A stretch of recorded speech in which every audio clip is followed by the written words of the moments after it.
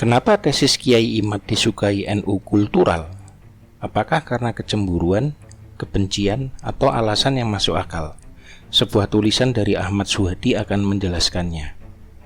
Tesis pada dasarnya ialah karya tulis ilmiah yang isinya memaparkan secara ilmiah, yaitu secara logis dan sistematis, suatu bahasan atau serangkaian gagasan yang merupakan hasil kajian berdasarkan fakta yang disampaikan secara akurat dan dapat dipertanggungjawabkan.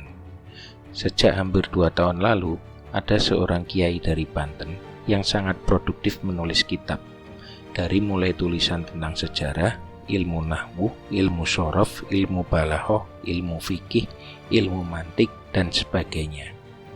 Sekitar hampir 30 kitab yang ia tulis dan karang, baik dengan menggunakan bahasa Arab maupun berbahasa Indonesia. Bahkan yang sangat fenomenal dan sangat menghebohkan saat ini, yaitu terkait tentang nasab Bani Alawi yang katanya terputus dan tertolak.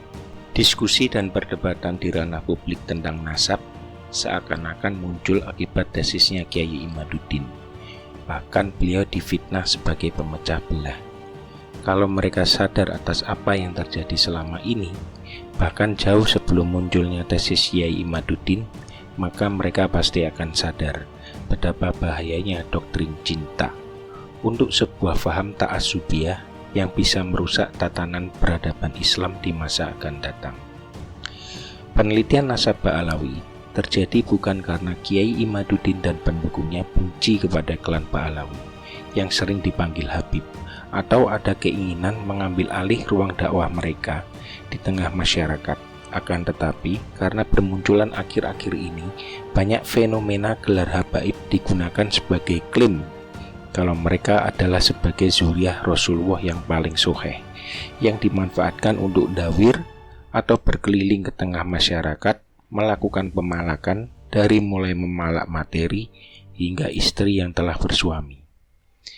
Perilaku yang kurang baik dari klan Ba'alawi yang dawir di zaman sekarang dan berdakwah untuk mendoktrin umat demi kepentingan kelompok mereka, maka sangat perlu dilakukan penelitian secara komprehensif dengan metodologi ilmu nasab, ilmu sejarah, ilmu filologi, dan diperkuat oleh sains modern demi mencari kebenaran nasab mereka.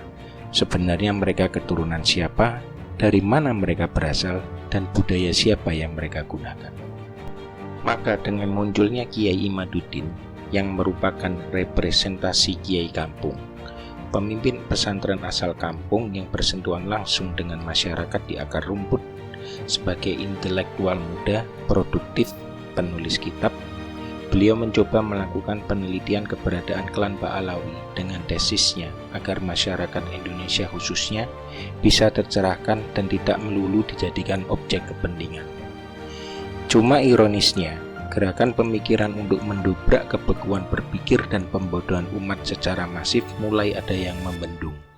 Padahal sejak mulai muncul pemahaman bahwa pintu ijtihad telah tertutup, pemahaman agama yang terlalu tekstualis, mudah menyesatkan dan mengkafirkan orang lain yang berbeda pikiran, hingga terlalu berlebihan mengkultuskan sosok seorang yang dihormati.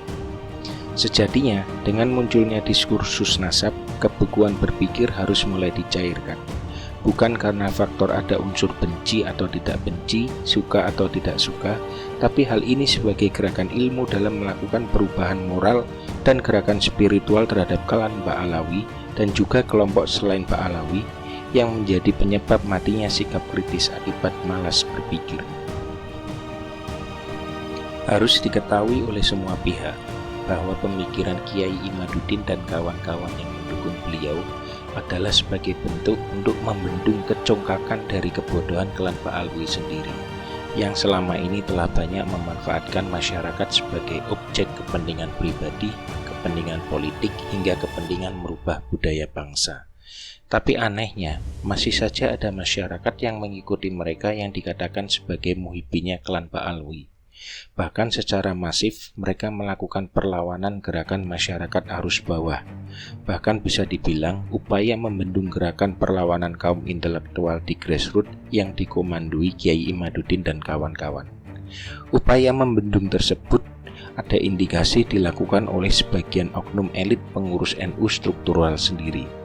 Padahal struktural punya beban tanggung jawab besar untuk jadi penengah, bahkan jika diperlukan sebagai motor penggerak kebangkitan kaum intelektual di kalangan Nahdiyin. Menjadi sebuah kewajaran, seharusnya NU struktural bisa menjaga warganya agar tidak menjadi korban kerusakan doktrin kejumutan dari pihak manapun. Yang hal itu menjadi peluang besar terjadi penyimpangan ajaran akidah Ahlus Sunnah wal Jamaah An-Nahdiyah yang digagas oleh para muassis NU. Rasanya tidak berlebihan jika gerakan pemikiran dan gerakan spiritual untuk menghidupkan kembali semangat dakwah Wali Songo dan penelusuran ulang sejarah bangsa sebagai bentuk perlawanan terhadap Pak Alwi, jumlahnya makin hari terus bertambah sehingga sulit untuk dibendung. Bisa dikatakan, bertambahnya dukungan masyarakat terhadap tesis Kiai Imaduddin adalah gerakan NU kultural yang sudah cukup lama terpendam. Masyarakat akar rumput merasa senang dan gembira. Ada orang yang mampu menjadi penggerak pemikiran dalam melawan kezaliman yang mengatasnamakan doktrin agama dan kesucian nama Rasulullah SAW.